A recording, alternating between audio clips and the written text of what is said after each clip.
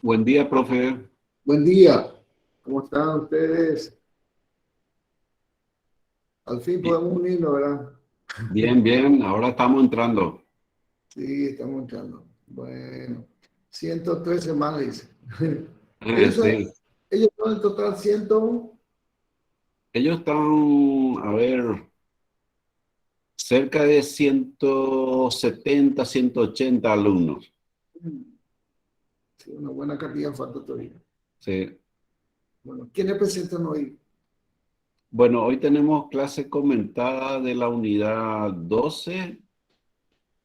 Tengo entendido que son la gente del grupo 1, 4 y 6, 4. No sé si están atentos los alumnos. Sí, doctor, buen día. Buen día. 1, 4 y 6, 4 es, ¿verdad? Así mismo. Perfecto. 3 y 3.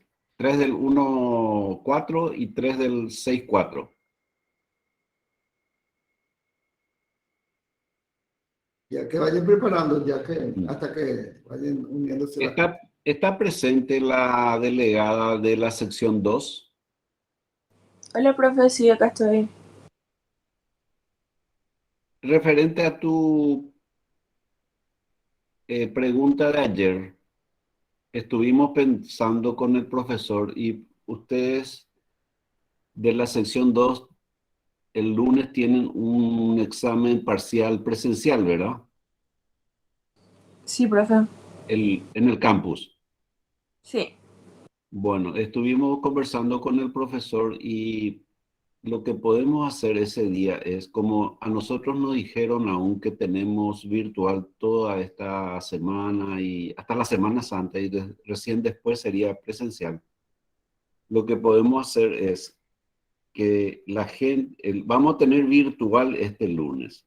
La gente que se puede conectar, que se conecte. Y si no se conecta, van a tener en el Classroom el PPT hablado de esa clase. ¿Entienden? Dale, profe, está bien. ¿Y con la asistencia cómo hacemos? Y eso vamos a solucionar. Yo voy a llamar lista de la sección 1 que tendría que estar sí o sí, y ustedes la sección 2 bueno, por el hecho de que están con ese problema de la presencialidad y ese parcial, bueno, vamos a tener que considerarlo como presente a todos, ¿verdad? Dale, doctor. Está bien, muchas gracias. ¿Listo? Con eso se soluciona porque a ellos lo que les interesa también es su presencia. Claro, sí, Entonces con eso no hay sí, problema. Está hecho. está. Bueno, que puedan empezar cuando quieran. Está, gracias, doctor. Eh, Buenos días, profesores, compañeros. Somos el grupo número 4 y nos toca los fármacos para el Parkinson, Alzheimer, esclerosis lateral y amiotrófica. Siguiente. Entre los integrantes estábamos Carol Baruja, Cara Becker, Lucía Benítez, Annalise Austen, Fabiana Barrios y el que le habla, Renzo Batilana. Siguiente. Empezando con la enfermedad de Parkinson. Siguiente. El parkinsonismo es un síndrome clínico con cuatro características fundamentales: bradicinesia, que es la lentitud y escasez de movimiento; rigidez muscular; temblor en reposo, que generalmente disminuye durante el movimiento voluntario; deterioro del equilibrio postural, que esto conduce a las alteraciones de la marcha y a la caída. La forma más común del parkinsonismo es la idiopática. El sello de esta patología, o sea, de esta forma patológica, es la pérdida de neuronas dopaminérgicas, pigmentadas en la parte compacta de la sustancia negra, con la aparición de inclusiones intracelulares, conocidas como los cuerpos de Lewy. El componente principal de los cuerpos Lewy es la alfa-sinucleína agregada. Una pérdida del 70-80% de las neuronas que contienen dopamina acompaña la enfermedad Parkinson de la enfermedad Parkinson sintomática. Sin tratamiento, la enfermedad de Parkinson progresa a lo largo de 5 a 10 años a un estado asimétrico, rígido en los pacientes que son incapaces de cuidarse solos. La muerte es a menudo un resultado de las complicaciones de la inmovilidad, incluida la neumonía por aspiración o la embolia pulmonar. Si bien en la pérdida de neuronas de dopamina es la característica más reconocida de la enfermedad, también hay trastornos que afectan a una amplia gama de estructuras cerebrales, incluyendo el tronco encefálico y el hipocampo y la corteza cerebral. Existe un conocimiento cada vez mayor de las características no motoras de la enfermedad de Parkinson. Algunas de estas características pueden presentarse como síntomas la anosmia o pérdida del sentido del olfato, trastorno de la conducta REM y un trastorno del sueño con marcada agitación y movimientos durante el periodo de sueño de REM. También estreñimiento. Otras características no motoras se ven más adelante, incluyendo la depresión, ansiedad y demencia. Varios trastornos, además del Parkinson idiopático, también pueden producir parkinsonismo. Por ejemplo, algunos trastornos neurodegenerativos que son raros, como el accidente cerebrovascular e intoxicación con antagonistas del receptor de dopamina. Los fármacos pueden causar parkinsonismo, incluyendo los antipsicóticos como haloperidol y clorpromazina, y antimiméticos como prochlorperazina y metoclopramida. El déficit dopaminérgico es hablando un poco de la fisiopatología, el déficit dopaminérgico en la enfermedad de Parkinson se debe a una pérdida de las neuronas de la parte compacta de la sustancia negra, que proporciona inervación al cuerpo estriado. La comprensión actual de la fisiopatología de la enfermedad de Parkinson se basa en el hallazgo que el contenido de dopamina estriatal se reduce en un 80%, una pérdida paralela de neuronas de la sustancia negra, y esto sugiere que la sustitución de dopamina podría restaurar la función. Siguiente. La dopamina es una catecolamina que se sintetiza en las terminales de las neuronas dopaminérgicas a partir de la tirosina. La acción en la dopamina en el cerebro está mediada por receptores de dopamina, DA, del que hay dos clases amplias, D1 y D2, con sus tipos distintos, de D1 a D5. Todos los receptores de dopamina son GPCR. Los receptores D1 y sus tipos, en especial D1 y D5, se unen a GS, y de allí la activación de la ruta cíclica AMP. El grupo D2 sería de los receptores D2, D3 y D4, se acoplan a GI para reducir la actividad de la adenilciclasa y corrientes de calcio, dependiente de voltaje, mientras se activan corrientes de potasio. Cada uno de los receptores de dopamina tiene un patrón anatómico distinto, distintivo de expresión en el cerebro.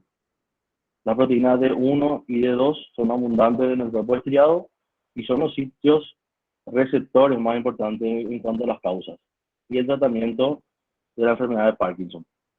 Las proteínas D4 y D5 son en gran parte extraestriales, mientras que la expresión de D3 es baja en el núcleo caudado y putamen, pero más abundante en el núcleo accumbens y en el tubérculo olfatorio. Siguiente. Hablando un poco del mecanismo neuronal del parkinsonismo, se ha dedicado un esfuerzo considerable para comprender cómo la pérdida de aporte dopaminérgico a las neuronas del neoestriado da lugar a las características clínicas de la enfermedad de Parkinson. El neoestriado es la principal estructura de entrada de los ganglios basales y recibe aportes glutaminérgicos excitatorios de muchas áreas de la corteza. La mayoría de las neuronas dentro del cuerpo estriado son neuronas de proyección que inervan a otras estructuras de los ganglios basales. Un pequeño pero importante subgrupo de neuronas estriales consiste en interneuronas y conecta las neuronas dentro del cuerpo estriado, pero que no se proyectan más allá de las fronteras. La acetilcolina y los neuropéptidos se usan como transmisores para estas neuronas estriales.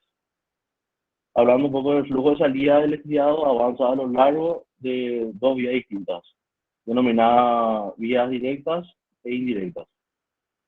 La vía directa está formada por neuronas en el estriado que se proyectan directamente a las etapas de salida de los ganglios basales. a la parte reticulada de la sustancia negra y luego palio interno. Esto a su vez pasan la información al tálamo, la parte del núcleo ventral, anterior y lateral, que proporciona una entrada excitadora a la corteza. En este caso, o sea, el neurotransmisor en ambos enlaces de las vías directas es GABA. De modo que el efecto neto que es la estimulación de la vía directa a nivel del cuerpo estriado es aumentar la salida excitatoria del tálamo a la corteza. Luego está la vía indirecta, que se compone de neuronas estriales que se proyectan al globo palio externo. Esta estructura a su vez inerva el núcleo subtalámico, que proporciona un flujo a las tapas de salida de la parte reticulada de la sustancia negra y globo palio interno. Los primeros dos enlaces, las proyecciones desde el cuerpo estriado hasta el globo palio externo y desde el núcleo subtalámico, usa el transmisor inhibidor GABA. Sin embargo, en el enlace final, la proyección del núcleo subtalámico a la parte reticulada de la sustancia negra y globo palio interno es una ruta glutaminérgica excitatoria. Por lo tanto, el efecto neto de la estimulación de la vía indirecta a nivel del cuerpo estriado es la reducción del flujo excitador desde el tálamo hasta la corteza cerebral. La característica clave de este modelo de función de ganglios que explica los síntomas observados en la enfermedad de Parkinson. Como resultado de la pérdida de estas neuronas dopaminérgicas, es el efecto diferencial de la dopamina en las vías directas e indirectas. Las neuronas dopaminérgicas de la parte compacta de la sustancia negra inervan toda la parte del estriado. Sin embargo, las neuronas blanco-estriales expresan distintos tipos de receptores de dopamina. Las neuronas estriales que dan lugar a la vía directa expresan principalmente la proteína excitatoria del receptor de dopamina 1, mientras que las neuronas estriales que forman la vía indirecta expresan principalmente el tipo inhibidor de 2. De este modo, la dopamina liberada en el cuerpo estriado tiende a aumentar la actividad de la vía directa y reducir la actividad de la vía indirecta, mientras que el agotamiento que se produce en la enfermedad de Parkinson tiene un efecto opuesto. El efecto neto de la entrada dopaminérgica reducida en la enfermedad de Parkinson es aumentar marcadamente el flujo de salida inhibitorio desde la parte reticulada de la sustancia negra y el globo palio interno al tálamo, y reducir la excitación de la corteza motora. Siguiente. Hablando un poco del tratamiento de la enfermedad de Parkinson, tenemos el fármaco levodopa. La levodopa es el precursor metabólico de la dopamina. Es el agente más eficaz para el tratamiento de la enfermedad de Parkinson. Los efectos de la levodopa son el resultado de la descarboxilación, o sea, de su descarboxilación a dopamina. Cuando se administra por vía oral, la levodopa se absorbe rápidamente en el intestino delgado por el sistema de transporte de aminoácidos aromáticos. La entrada del fármaco al sistema nervioso central a través de la barrera hematoencefálica está mediada por transportadores de membrana para aminoácidos aromáticos. En el cerebro, la levodopa se convierte en dopamina por descarboxilación. En la práctica clínica, la levodopa se administra casi siempre en combinación con inhibidores del aminoácido aromático de carboxilasa, que actúa periféricamente. Uno de los ejemplos puede ser la carbidopa o la venceracida. Fármacos que no penetran bien el sistema nervioso central, pero ya que la levodopa se administra sola, el fármaco es en gran parte descarboxilado por encima de la mucosa intestinal y otros sitios periféricos, de modo que tal vez en menos de 1% penetra el sistema nervioso central. La liberación de dopamina en la circulación por conversión periférica de levodopa produce efectos indeseables, en particular náuseas.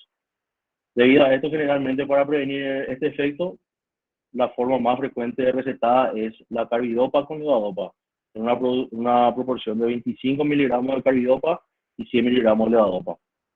Con esta formulación, los esquemas de dosificación son de 3 o más tabletas al día. La terapia con levodopa puede tener un efecto notable en los signos y síntomas en la enfermedad de Parkinson. Al principio de la enfermedad, el grado de mejora en el temblor, rigidez y bradykinesia producida por esta combinación de carbidopa y levodopa puede ser casi completo. Aunque la terapia a largo plazo con levodopa y la capacidad de amortiguación se pierde. Y el estado motor del paciente puede fluctuar notablemente con cada dosis de medicamento, produciendo complicaciones motoras de la levodopa. Un efecto adverso frecuente y preocupante es la aparición de alucinaciones y confusión, en especial en pacientes de edad avanzada o en pacientes con difusión cognitiva preexistente. Los agentes antipsicóticos convencionales, como las fenotiazinas, son eficaces para la psicosis inducida por levodopa, pero pueden causar un marcado empeoramiento del parkinsonismo.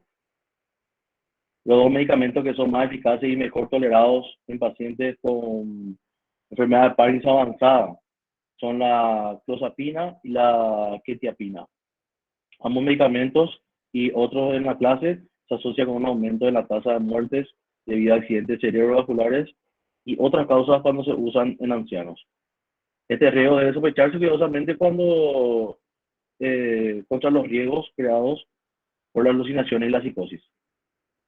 La levodopa también puede inducir al desarrollo de trastornos del control de impulsos. Esto incluye comportamientos compulsivos. Y la administración de levodopa con inhibidores no específicos de la MAO acentúa las acciones de la levodopa y puede precipitar crisis hipertensiva e hiperpirexia, que ponen en peligro la vida del paciente. La retirada abrupta de la levodopa u otro medicamento dopaminérgico puede precipitar síndrome neuroléptico maligno de confusión, rigidez e hipertermia, un efecto adverso potencialmente letal. Siguiente. Bueno, continuando con lo que sería el tratamiento para la enfermedad de Parkinson, tenemos a lo que serían los agonistas del receptor de dopamina, que son los que tienen duraciones de acción más largas que las de la levodopa. Se usan para mejorar las variaciones relacionadas con la dosis en el estado motor y pueden ser útiles para prevenir las complicaciones motoras. Funciona de manera que reduce la liberación endógena de dopamina, así también reduce la necesidad de levodopa exógena y al mismo tiempo reduce así la formación de radicales libres. Estos fármacos, las de vía oral, son ropinirol y pramipexol, y la de la vía transdérmica es la rotigotina. Siguiente. Como podemos ver, el ropinirol y el pramipexol tienen actividad selectiva en los sitios de clase de 2, específicamente receptores de 2 y de 3, mientras que la rotigotina actúa en los sitios de 2 y también tiene actividad en los sitios de la clase de 1. Estos fármacos actúan de manera que pueden aliviar los síntomas clínicos de la enfermedad de Parkinson. Su duración de acción es de 8 a 24 horas, que dijimos que es más larga que la de la levodopa, que era de 6 a 8 horas. Y son particularmente efectivos en el tratamiento de pacientes que han desarrollado fenómenos de activo-inactivo. Este fenómeno es cuando, por ejemplo, el paciente tiene una fluctuación de la actividad motora y se caracteriza por periodos en los que el paciente alterna la actividad con un estado de dificultad motora. Están disponibles en formulaciones de liberación sostenida una vez al día, que son muy convenientes y pueden reducir los efectos adversos relacionados justamente con la dosificación intermitente. Y el suministro transdérmico de rotigotina produce niveles estables del fármaco en el plasma durante 24 horas. En cuanto a los efectos adversos, los 3 fármacos pueden producir alucinosis o confusión, pueden causar náuseas e hipotensión ortostática, están asociados también con fatiga y somnolencia, con lo que los pacientes deben tener cuidado a la hora de conducir, y eso debe ser una advertencia justamente del médico. Deben iniciarse a dosis bajas y valorarse lentamente para minimizar estos efectos. Muchos médicos prefieren un agonista de dopamina como terapia inicial en pacientes más jóvenes para reducir las complicaciones motoras. Y en pacientes mayores o con comorbilidad sustancial, la levodopa y carbidopa generalmente se toleran mejor. Siguiente. La apomorfina también sería un agonista dopaminérgico y puede administrarse por inyección subcutánea. Tiene una gran afinidad por los receptores de 4, afinidad moderada por los receptores de 2, de 3, de 5 y los adrenérgicos, y baja afinidad por los receptores de 1.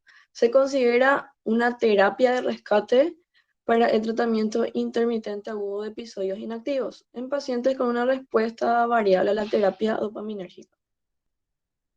En cuanto a los efectos adversos, tenemos que tiene los mismos efectos secundarios que los agonistas orales. Es altamente emética, eso quiere decir que provoca o estimula el vómito y requiere justamente por eso de tener una terapia antiemética antes y después del tratamiento. Tenemos entonces dos antieméticos.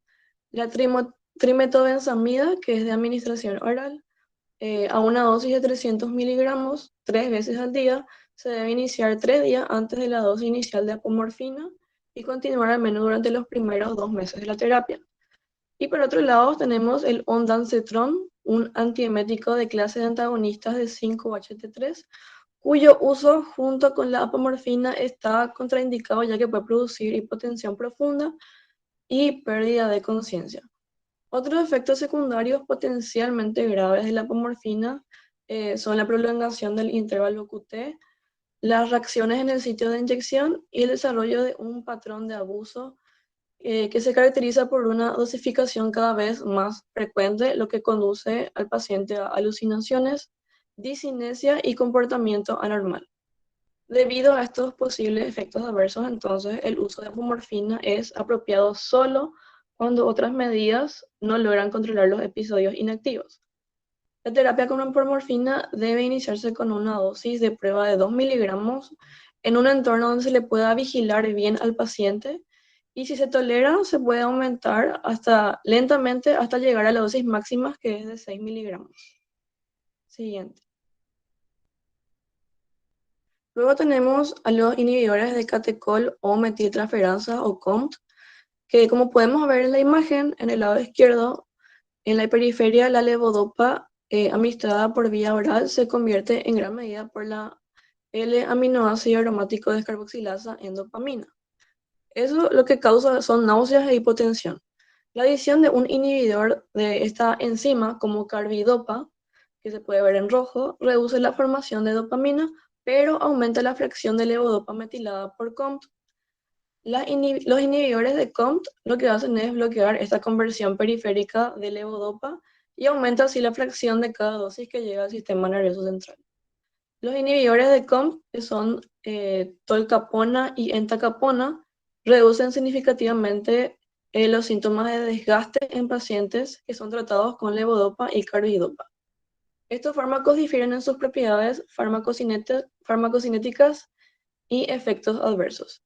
La tolcapona, por ejemplo, tiene una duración de acción más larga y actúa en la inhibición de la COMT central y periférica, mientras que la entacapona tiene una acción de corta duración, 2 horas aproximadamente, y inhibe la COMT periférica nada más. En cuanto a los efectos adversos, comunes de ambos agentes incluyen náusea, hipotensión ortostática, sueño vívido, confusión y alucinación. Un efecto adverso muy importante que está asociado con la tolcapona nada más es la hepatotoxicidad. Se ha observado de hecho que al menos 3 casos fatales de falla hepática fulminante en pacientes que toman tolcapona, lo que lleva a la adición de una advertencia en la etiqueta del fármaco. Este fármaco, la tolcapona, debe usarse solo en pacientes que no han respondido a otras terapias y también monitoreando adecuadamente la lesión hepática. Siguiente. Luego tenemos a los inhibidores selectivos de MAO-B. Como podemos ver en la imagen, esta vez a la derecha, la monoaminoxidasa B o MAO-B es la forma predominante en el cuerpo estriado y es responsable de la mayor parte del metabolismo oxidativo de dopamina en el cerebro. Los inhibidores selectivos de la MAO-B se usan para el tratamiento de la enfermedad de Parkinson. Tenemos entonces a la selegilina y la rasagilina, que están en rojo. Estos agentes lo que hacen es inactivar selectiva e irreversiblemente la MAO-B, lo que nos lleva a la inhibición de la descomposición de dopamina en el cuerpo estriado. Los inhibidores selectivos de MAO-B no inhiben sustancialmente el metabolismo periférico de las catecolaminas y pueden tomarse de manera segura con levodopa. En general, la selegilina es bien tolerada en pacientes más jóvenes para el tratamiento sintomático de la enfermedad de Parkinson temprana o leve. En pacientes con Parkinson más avanzada o deterioro cognitivo, la selegilina puede acentuar los efectos adversos motores y cognitivos del tratamiento con levodopa. Los metabolitos de la selegilina incluyen la anfetamina y la metanfetamina, que pueden causar ansiedad, insomnio y otros síntomas. Este fármaco está disponible en una tableta que se desintegra por vía oral, así como parche transdérmico, y de esa forma lo que se quiere hacer es reducir el metabolismo hepático de primer paso y así limitar la formación de los metabolitos. A diferencia de la selegilina, la rasagilina no da lugar a estos metabolitos. La monoterapia con rasagilina es efectiva en la enfermedad de Parkinson temprana y reduce significativamente los síntomas de desgastes relacionados con la levodopa en la enfermedad de Parkinson avanzada. Siguiente. La seleginina puede conducir al desarrollo de estupor, rigidez, agitación e hipertermia cuando se administra con la meperidina analgésica. De hecho, la selegilina y la rasagilina no deben administrarse en combinación con la meperidina.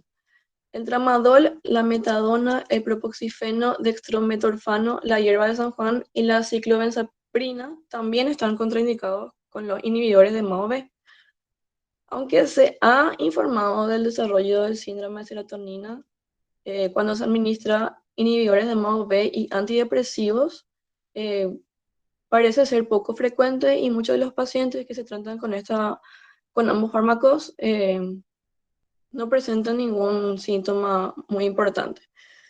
Si se lleva a cabo de igual forma un tratamiento con inhibidores de MAO-B y antidepresivos, se recomienda una vigilancia del paciente y el uso de dosis bajas de antidepresivo. Siguiente. Hola, hola, ¿me escuchas?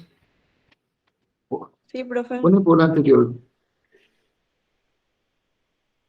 Ahí, fíjate ahí, estás diciendo que los inhibidores de la MAO-B con los antidepresivos producen síndrome serotoninérgico, ¿verdad? Sí, dijiste. Sí. Pero tenés que especificar qué tipo de antidepresivo. Ah, claro. Porque solamente los inhibidores de la recaptación de serotonina puede producir eso. Porque no, Ok. ¿está? Ok. Sí, profe. Bueno, siguiente. Bueno, después tenemos a los receptores del receptor muscarínico, antagonista del receptor muscarínico. Los fármacos antimuscarínicos actualmente utilizados en el tratamiento de la enfermedad de Parkinson incluyen la triexifenidilo y mesilato de benzotropina, así como el hidrocloruro de difenhidramina antihistamínico. La base biológica para estas acciones terapéuticas todavía no se entienden completamente, pero pueden actuar dentro del neoestriado a través de los receptores que por lo regular median la respuesta a la inervación colinérgica intrínseca de esta estructura, que surge principalmente de las interneuronas estriadas colinérgicas. Estos medicamentos tienen una actividad antiparkinsoniana bastante modesta y se usan solo en el tratamiento de la enfermedad de Parkinson temprana o como un complemento de la terapia dopaminérgica. Como efectos adversos tenemos que son el resultado de sus propiedades anticolinérgicas. Los más problemáticos son la sedación y la confusión mental. Todos los fármacos anticolinérgicos deben usarse con precaución en pacientes con glaucoma de ángulo estrecho y en general no son bien tolerados en los ancianos. Siguiente. Hola, ¿me estás escuchando? Sí, profe. Sí, pone por la anterior ahí. Ahí también hay efectos adversos. Tienes que agregarle los pacientes con trastornos prostáticos, que hay muchos, ¿verdad? Dale, profe. Sí. Y por último tenemos a la amantadina, que es un agente antiviral usado para la profilaxis y tratamiento de la influenza A. Tiene también una actividad antiparkinsoniana. La amantadina parece alterar la liberación de dopamina en el cuerpo estriado, Tiene propiedades anticolinérgicas y bloquea los receptores de glutamato N-metil de aspartato. Se usa como terapia inicial de la enfermedad Parkinson leve. También puede ser útil como un complemento en pacientes con levodopa, que tienen fluctuaciones que están relacionadas con la dosis y la discinesia. La amantadina se administra generalmente a una dosis de 100 miligramos 2 veces al día y es bien tolerada. Y como efectos secundarios tenemos mareos, letargo, efectos anticolinérgicos y trastornos del sueño. Así también como náuseas, vómitos, y en general estos efectos son leves y reversibles. Siguiente. Ahí también, me está escuchando, ahí en la amantadina tienen que tener en cuenta que como es un liberador de dopamina en el cuerpo striado, lo que necesariamente tiene que haber para que la amantadina funcione es la presencia de neuronas dopaminérgicas con dopamina, porque si no, no va a funcionar. Por eso es que depende exclusivamente de la disponibilidad de células dopaminérgicas activas para que la amantadina funcione. Por eso la amantadina habitualmente se puede usar en las primeras etapas. ¿Está?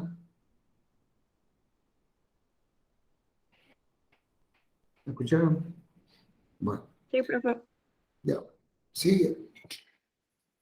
Bueno, vamos a continuar hablando del Alzheimer.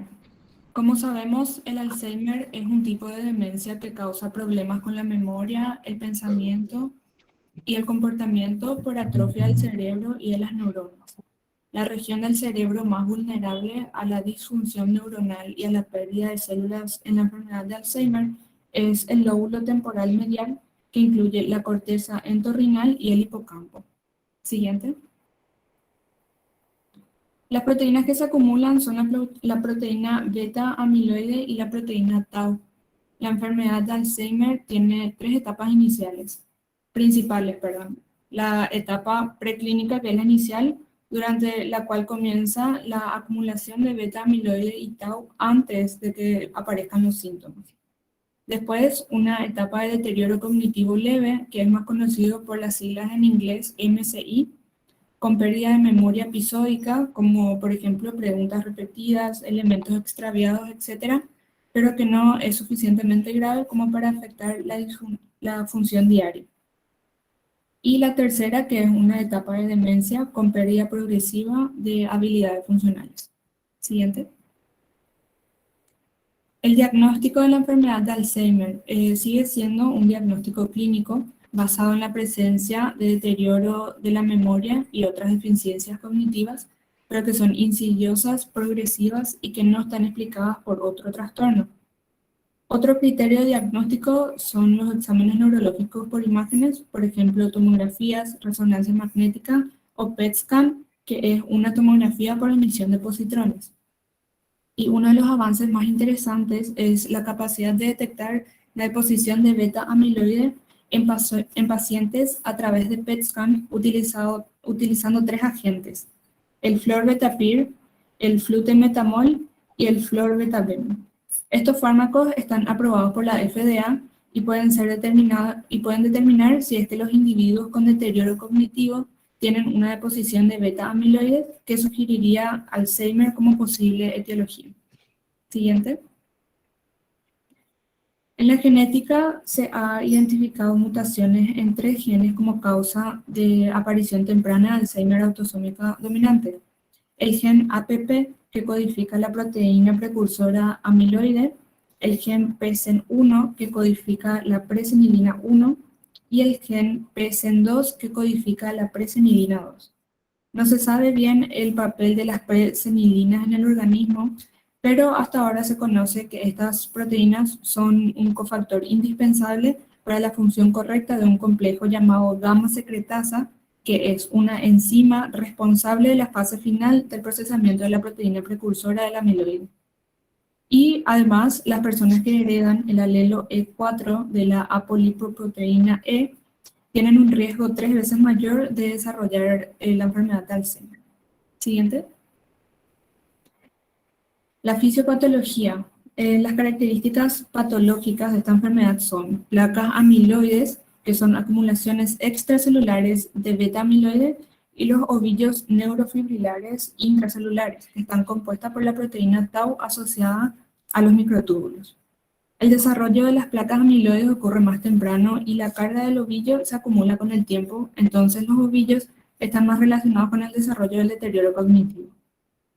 En el Alzheimer autosómico dominante, el beta amiloide se acumula debido a mutaciones que causan su sobreproducción. Y la proteína tau también se agrega para formar los filamentos helicoidales emparejados que van a componer los ovillos neurofibrilares. Las modificaciones posttraduccionales de tau, que incluyen fosforilación, proteólisis y también otros cambios, hacen a la proteína tau más propensa a agregarse.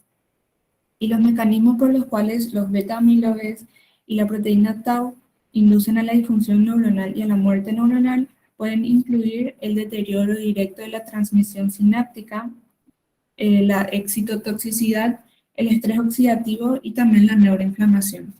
Siguiente.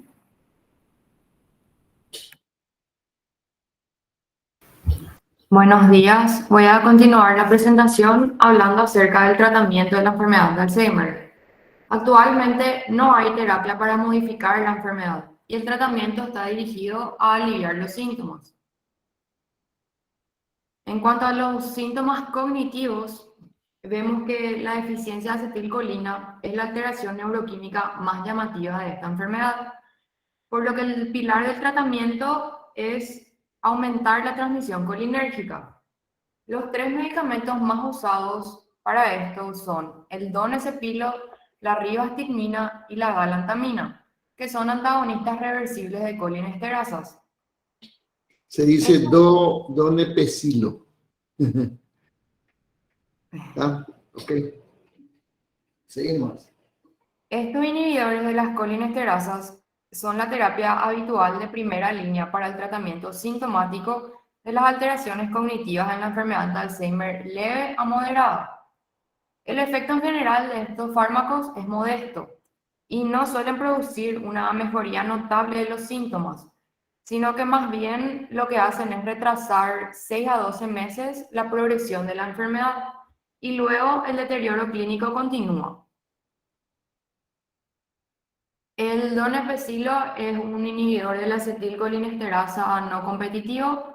Se suele administrar una dosis de 10 miligramos al día y se usa en la enfermedad leve a grave. La ribastigmina inhibe la acetilcolinesterasa y la butililcolinesterasa de manera no competitiva. Se suele administrar una dosis de 9,5 miligramos al día por vía transdermal o de 3 a 6 miligramos 2 veces al día por vía oral. También se usa en la enfermedad leve a moderada. Y la galantamina, que es un inhibidor de la acetilcolinesterasa de manera competitiva, se usa en una dosis de 8 a 12 miligramos 2 veces al día para liberación inmediata o de 16 a 24 miligramos para liberación prolongada y también se utiliza en la enfermedad leve a moderada. Estos fármacos generalmente son bien tolerados y los efectos secundarios más comunes son el malestar gastrointestinal, los calambres musculares y los sueños anómalos. Hay que usar con precaución en pacientes que tengan bradicardia o síncope por los efectos colinérgicos. Otro fármaco utilizado para tratar estos síntomas cognitivos es la memantina, que es un antagonista no competitivo del receptor de glutamato tipo NMDA. Se usa como complemento o alternativa a estos inhibidores de la colinesterasas. Se usa más en las etapas posteriores de la demencia, ya que su eficacia no es muy buena en etapas tempranas. Este fármaco también lo que hace es retrasar el deterioro clínico en la enfermedad moderada a grave. Y sus efectos adversos más llamativos son cefaleas leves o mareos. Este fármaco se excreta importantemente por los riñones, por lo que hay que reducir las dosis en pacientes con insuficiencia renal. La enfermedad de Alzheimer no solo muestra deterioro cognitivo, también hay síntomas conductuales y psiquiátricos que acompañan esta enfermedad. Y son así comunes la irritabilidad, la agitación, paranoia, el pensamiento delirante, el vagabundeo, la ansiedad y la depresión. El tratamiento de estos síntomas es difícil y las propuestas no farmacológicas deben ser generalmente de primera línea. Aún así, tenemos una variedad de fármacos disponibles para ayudar a estos síntomas. Los inhibidores de las colinesterasas y la memantina también reducen algunos de estos síntomas, pero de manera modesta. Para el tratamiento de la agitación y psicosis, de los fármacos más efectivos son los antipsicóticos atípicos, como la risperidona, olanzapina y quetiapina. Pero estos tienen algunos efectos adversos, como el parkinsonismo, la sedación y las caídas. Además, se ha visto que en pacientes ancianos hay un mayor riesgo de accidente cerebrovascular y de mortalidad en general.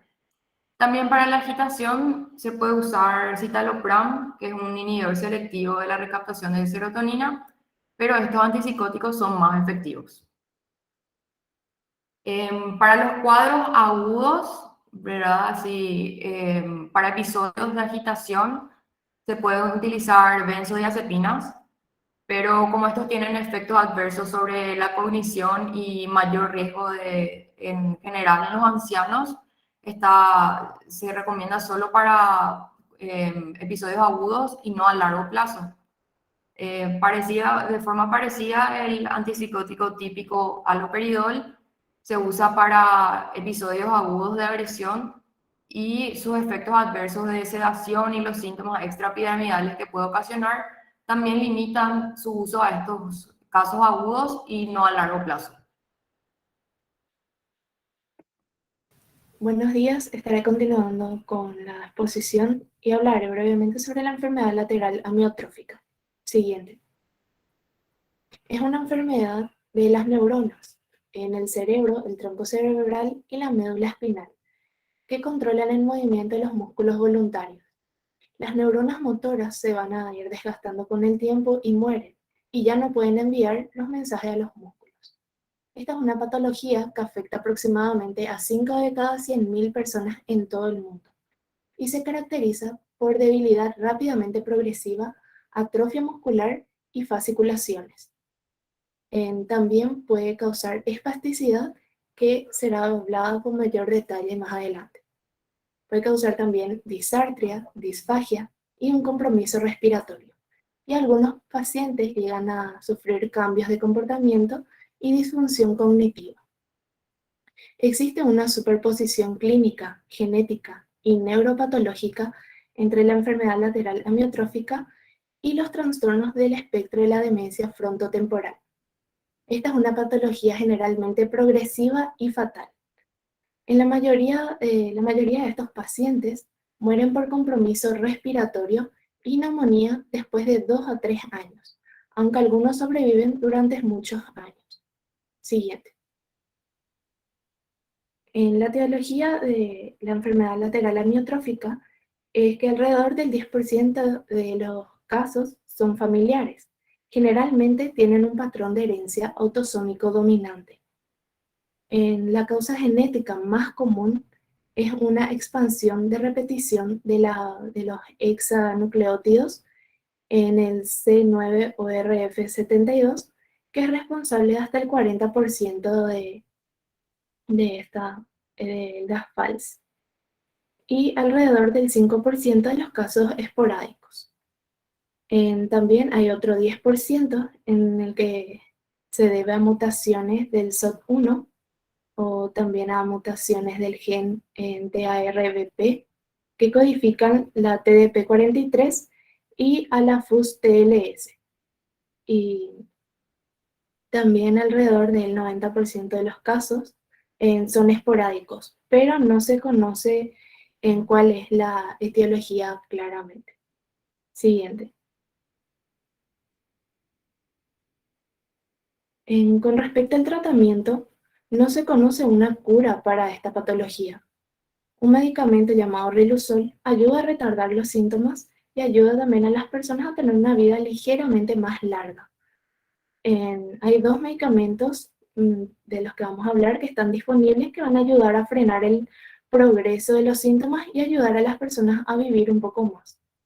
El primero de los que vamos a hablar es el Riluzol, Este es un agente con acciones complejas en el sistema nervioso que se absorbe por vía oral y está unido a las proteínas. Su metabolismo es extenso en el hígado por la hidroxilación y glucuronidación, que está mediada por los citocromos. La vida media de este fármaco es de aproximadamente 12 horas. Los estudios in vitro mostraron que el riluzol tiene efectos presinápticos y postsinápticos. No solo inhibe la liberación de glutamato, sino que también bloquea los receptores postsinápticos del glutamato, que son de tipo NMDA, y el kainato. Y estos van a inhibir a los canales de sodio dependientes de voltaje. La dosis recomendada es de 50 miligramos 2 veces al día, que puede ser tomada 1 hora antes o 2 horas después de cada comida. El riluzol generalmente es bien tolerado, aunque puede causar náuseas o diarrea. En raras ocasiones, el riluzol puede producir daño hepático con elevaciones de las transaminasas séricas. Por eso es importante y se recomienda la monitorización periódica de estos.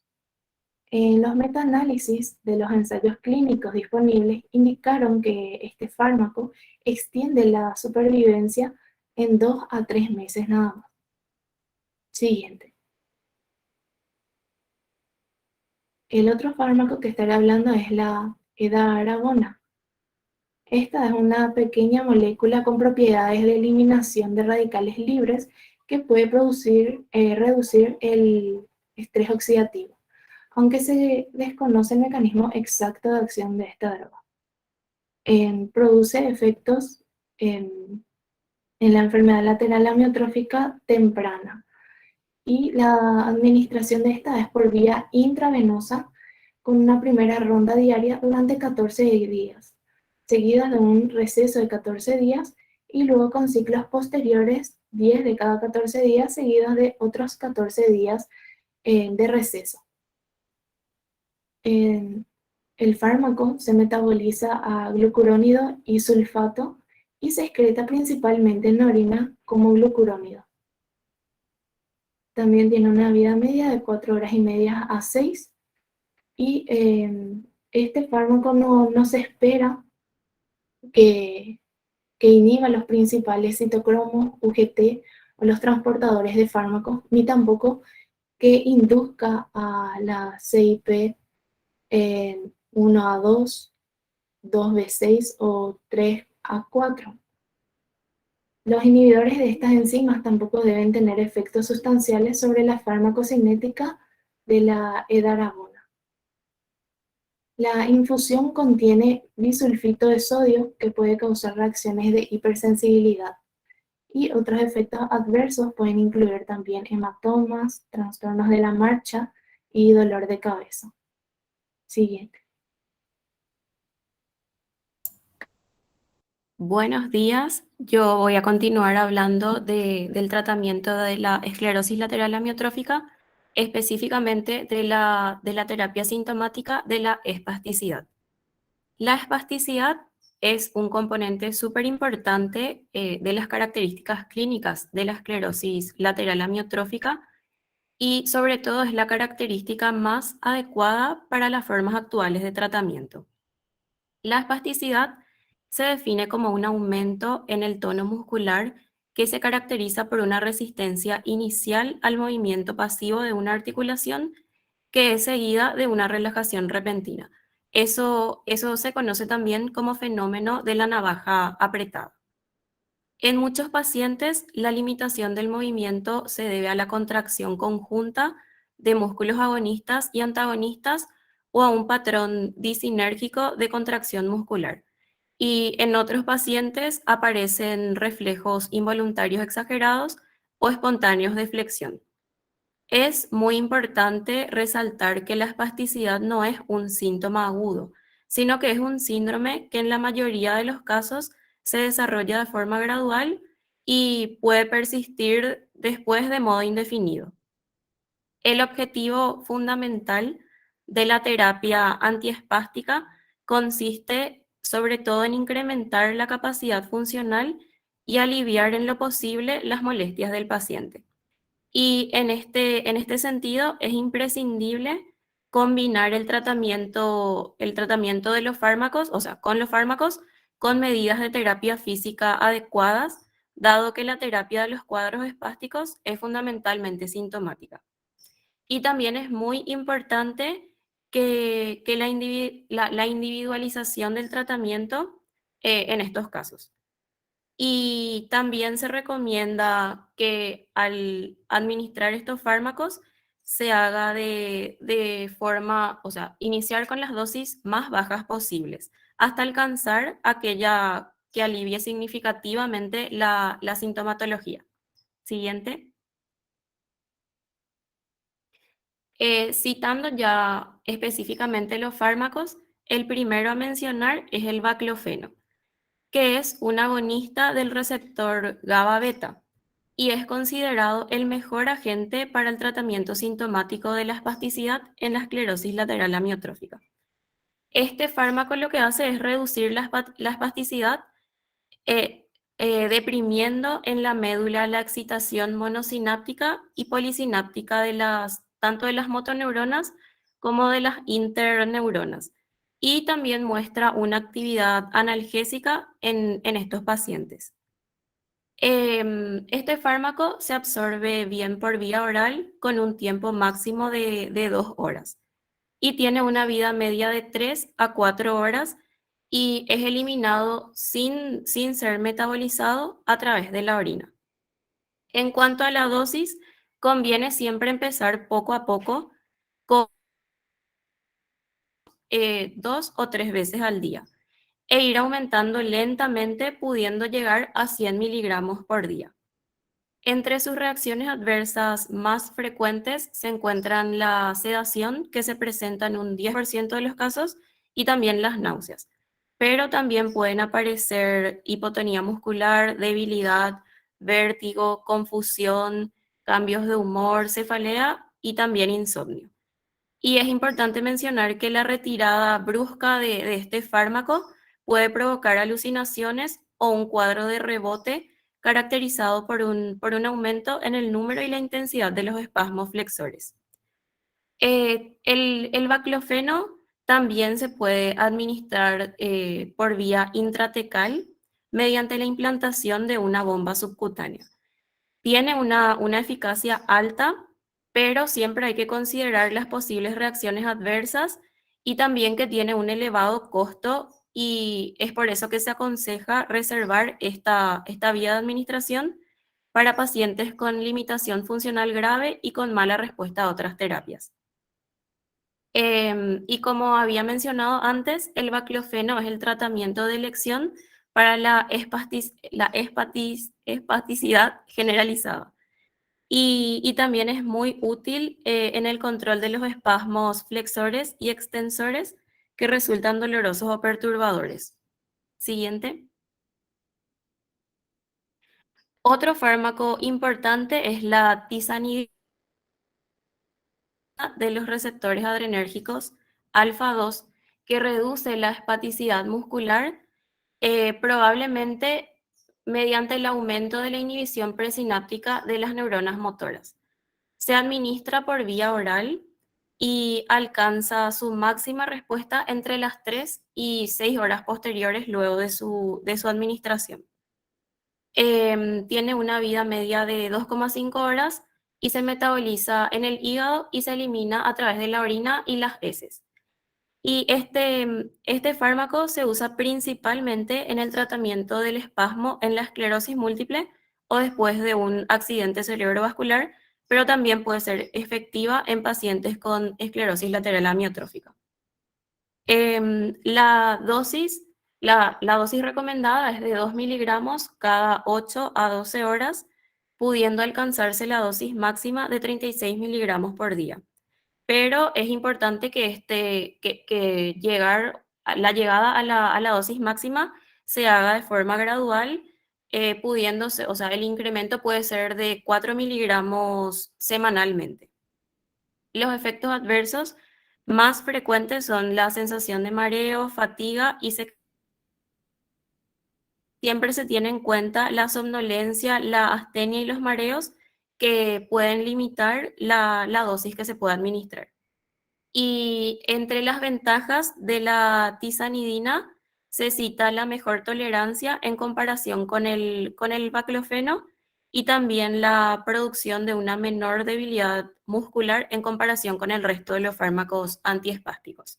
Siguiente.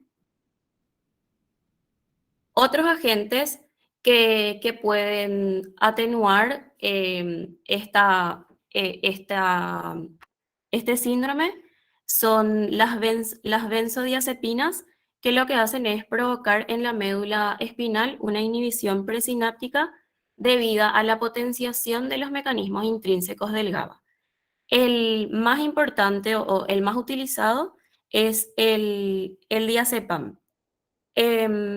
Su administración siempre se inicia lentamente con 2 a 5 miligramos 2 veces al día y se puede llegar hasta los 30 a 40 miligramos, pero este aumento de dosis siempre se realiza gradualmente una vez creada cierta tolerancia a la acción sedante de este fármaco, que muchas veces suele limitar la posibilidad de administrar una dosis plena. Y en ocasiones también se crea tolerancia a la acción antiespástica, en cuyo caso resulta útil suspender la administración del fármaco durante unos meses. También se puede administrar clonazepam, que es un antiespasmódico efectivo, pero pueden contribuir a la depresión respiratoria en pacientes con esclerosis lateral amiotrófica avanzada. La toxina botulínica también es útil en el tratamiento local de las contracturas secundarias a la espasticidad, que suelen aparecer en la musculatura flexora en los miembros superiores y extensora en los miembros inferiores. Pero el principal inconveniente del tratamiento con la toxina botulínica es que provoca cierta debilidad, pero es una debilidad transitoria. Y también, dado que todos estos fármacos tienen reacciones adversas, eso a veces puede limitar gravemente su eficacia. Entonces, se ha propuesto la utilidad como antiespásticos de diversas sustancias como la carbamazepina, la gabapentina, la clonidina, el aminoácido inhibidor de la glicina, como una terapia alternativa para evitar estos efectos adversos. Y recientemente se ha aprobado con esta indicación un derivado del cannabis que contiene como sustancias activas el tetrahidrocannabinol y el cannabidiol, que se administra como un spray sublingual en dosis de hasta máximo 12 pulverizaciones al día. Pero tiene efectos secundarios y entre los más frecuentes se citan el mareo, la astenia y también los efectos secundarios a la irritación bucal local. Siguiente. Y eso fue todo y muchísimas gracias por su atención. Bueno, muy bien. ¿Qué es lo que ustedes que estudiaron estas patologías neurodegenerativas, qué llegan a ustedes como conclusión global de estos tres, por lo menos, estas patologías neurodegenerativas, estas tres? ¿Qué conclusión llegan ustedes?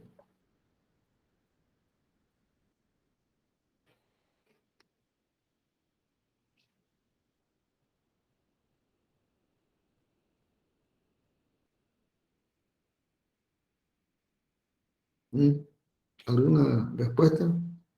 O a los compañeros que están escuchando, ¿qué sacan como conclusión de todo esto que dijeron los compañeros de la terapéutica de estas tres patologías neurodegenerativas que hablaron?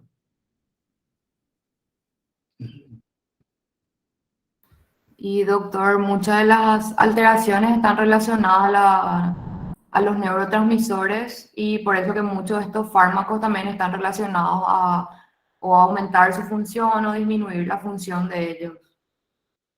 Ya. Y como médico, como médica en tu caso, ¿te satisface estos medicamentos? Y la verdad que no tienen mucha efectividad y aún queda mucho camino por avanzar y esperemos que con la tecnología en el futuro se puedan desarrollar otros tipos de terapia también que ayuden a estos pacientes, porque finalmente son ellos los que se ven afectados. Ese es el punto. Ese es el punto.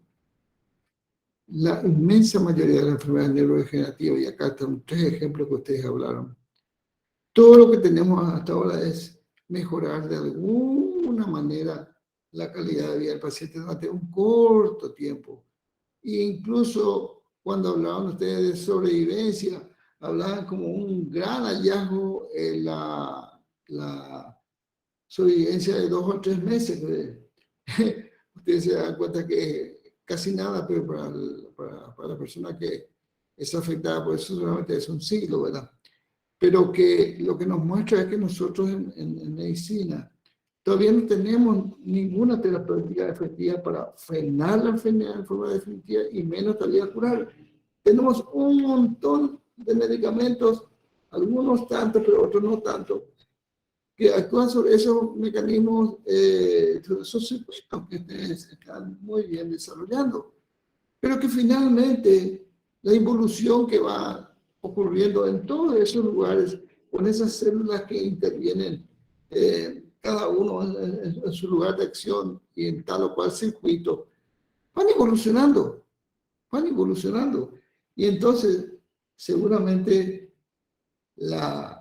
vamos a decirle, la posibilidad de una cura, o por lo menos parar la evolución o la involución en estos casos, pasa por tener neuronas nuevas o preservar a las neuronas para que éstas no sigan involucionando, porque si bien hacemos un diagnóstico cada vez más precoz, pero no hacemos nada en la evolución. Ese es un punto importantísimo, ¿verdad? Y otra vez, nos obliga a todos los médicos, en este caso a ustedes también, cuando están estudiando eso, a tener pero claramente conceptuado los mecanismos que tienen que ver con el metabolismo de los neurotransmisores.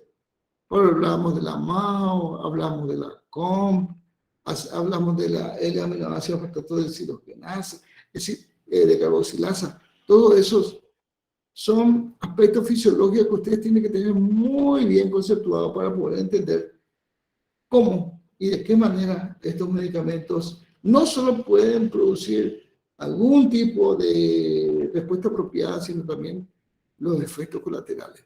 Si ustedes se fijan bien, los efectos colaterales que van produciendo tienen que ver exactamente con su mecanismo de acción. Y en todo caso no existe ni un solo medicamento que ustedes citaron que no esté exento de eso. Y es más, en la medida que pasa el tiempo, esto se va acentuando más y hace que las respuestas cada vez sean menores. Y el ejemplo más claro son los medicamentos para el Parkinson. Ustedes ven que al comienzo tienen una respuesta espectacular y ustedes son los mejores médicos del mundo. Pero en la etapa ya avanzada no hay respuesta que le venga bien al paciente. Y seguramente el paciente les va a cambiar a ustedes y no se sientan mal por eso. Es que el paciente está buscando una respuesta que no va a encontrar todavía, ¿no? Y eso es lastimoso, ¿verdad? Estamos acá en el 2022 hablando de muchos aspectos maravillosamente observados, pero todavía no tenemos la clave para poder hacer la manipulación, sobre todo genética. Ustedes ven que muchos de todas estas patologías tienen una carga genética que hace a la posibilidad de, no solo de la aparición, sino también de la restauración de esa vía en relación a esa carga genética defectuosa. Bueno, doctor Ramírez, ¿algún comentario? No, nada, profesor, nada. Muy buena la clase, bastante completa.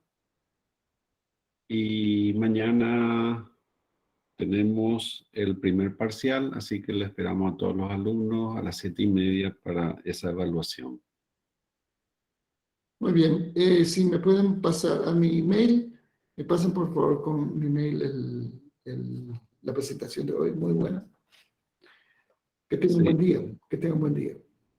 Sí, favor pasar esta clase al mail del profesor y también en el mío. Dale, doctor, muchas gracias. Voy a pasar lista en este momento.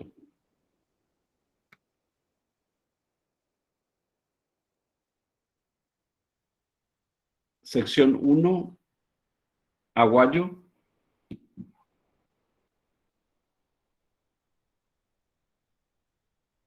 Albospino. Presente. Alfonso. Presente, profe. Álvarez. Aquino. Presente. Ayala. Profe, Presente. creo que Sí. me saltaste. O se trancó, no sé. Álvarez. Álvarez. Bueno, ya estás presente. Gracias, profe. Backrem. Presente. Barreto. Presente. Barrio Nuevo. Presente, profe. Baruja. Presente, profe. Becker. Presente. Benítez. Presente. Vivolini. Presente. Burgos. Presente. Cabrera. Presente. Cáceres. Candia. Presente. Cantero. Presente. Centurión. Presente. Camorro. Sicorio. Presente. Cubilla. Presente. Cuevas. Presente. Del Valle. Presente. De Nicola. Presente. Díaz. Presente. Eguiazú. Presente. Estigarribia. Presente. Fernández Rodrigo. Ferrario. Presente. Figueredo. Presente, profe. Flores. Garcete. Presente. García. Presente. Gil. Presente. Jiménez. Presente. González. Seferino. Presente, profe.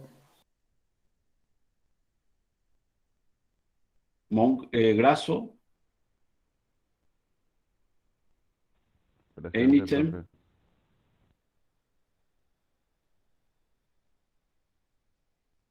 Isfran. Presente.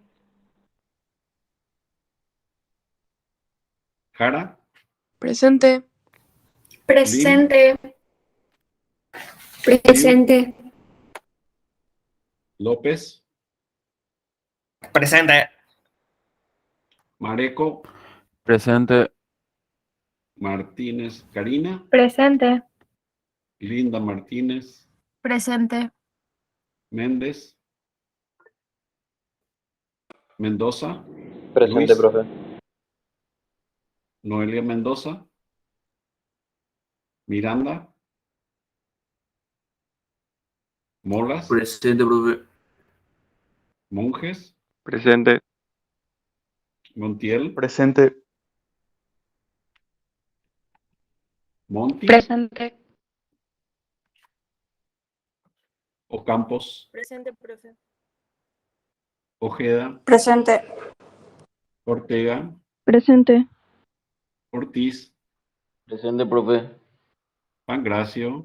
Presente. Paredes. Peralta. Pineda. Presente. Portalupi. Presente. Ramírez. Presente. Recalde. Presente. Reinao. Riquelme. Presente. Rodas. Presente. Rojas.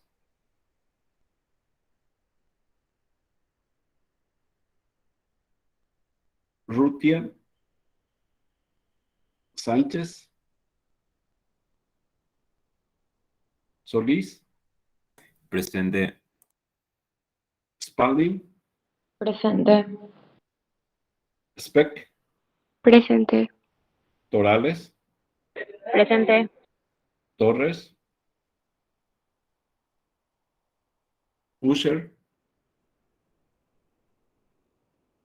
Valiente, Presente. Vera, José, Presente. Paulina, Vera, Villalba, Presente, profe. Wiens, Presente. Wies. Presente. ¿Falta alguien de la sección 1? Profe, yo dije presente, no sé si me escuchaste, Méndez.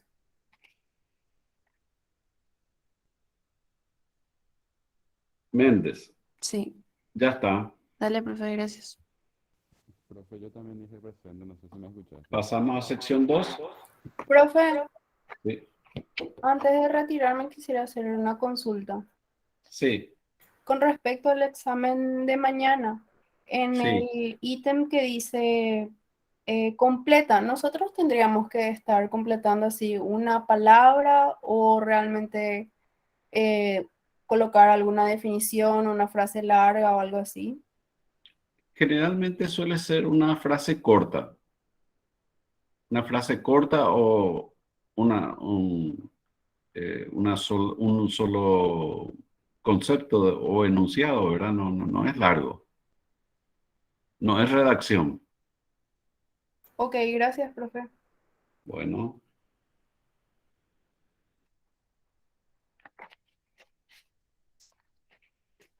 Sección 2.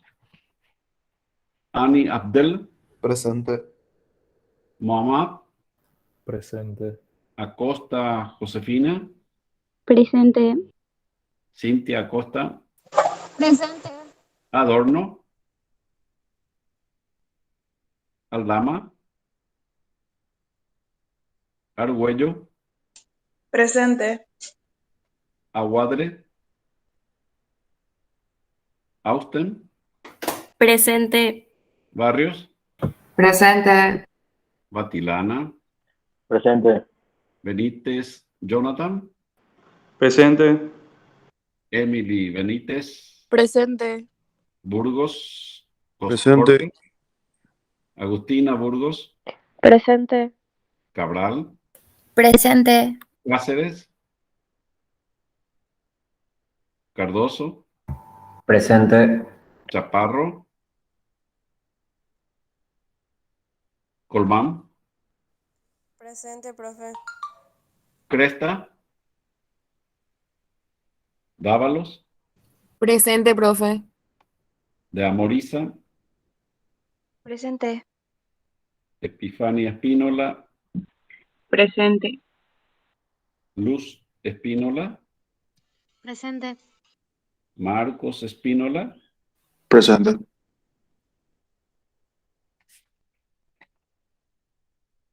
Álvaro Fernández, Presente. Diego Fernández, Presente, Ferreira, profe. Diego Fernández, Bien. presente, profe. Bueno, Ferreira, Fleitas Iván, Presente. María José Fleitas, Franco, Presente. Garay, Presente. García, Presente, profe. Garres, Presente. Giangreco, Presente. Gil, Presente. Gómez, Presente. Luján González, Verónica González, Presente. Bárbara González, Presente. Ibarra, Jara, Presente. Kennedy, Presente, profe. Cuo, Presente.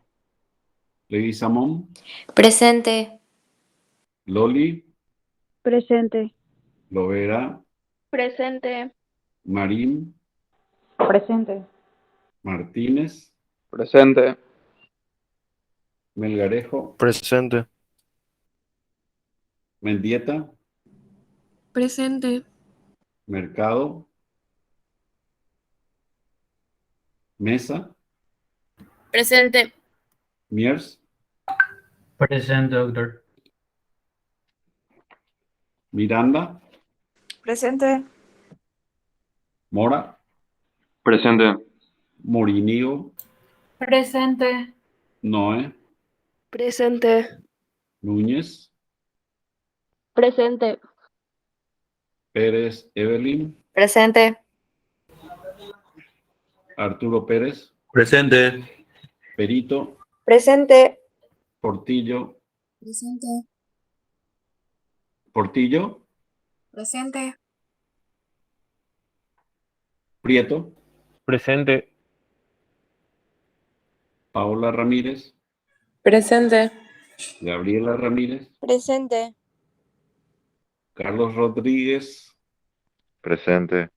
Yameli Rodríguez, Presente. Gerardo Rojas, Presente. Mercedes Rojas, Sanabria, Presente. Sena, Cetrini, Tower, Presente. Velázquez, Presente. Villagra, Presente, profe. Villalba, Salazar,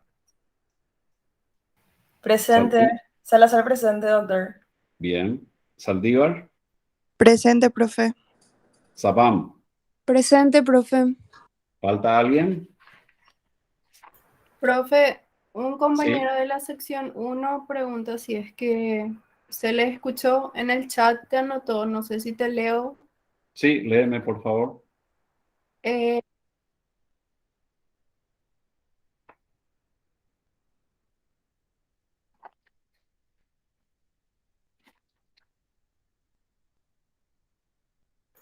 Heinetzen de la sección 1. Está presente, sí. Profe, yo también. ¿Quién Torres eres tú? Núñez. Torres Núñez Thais.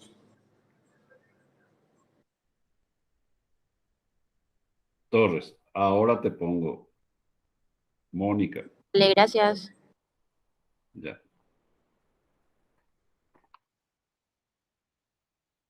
Muy bien, quedamos hasta mañana. Hasta mañana, doctor. Hasta Gracias. mañana.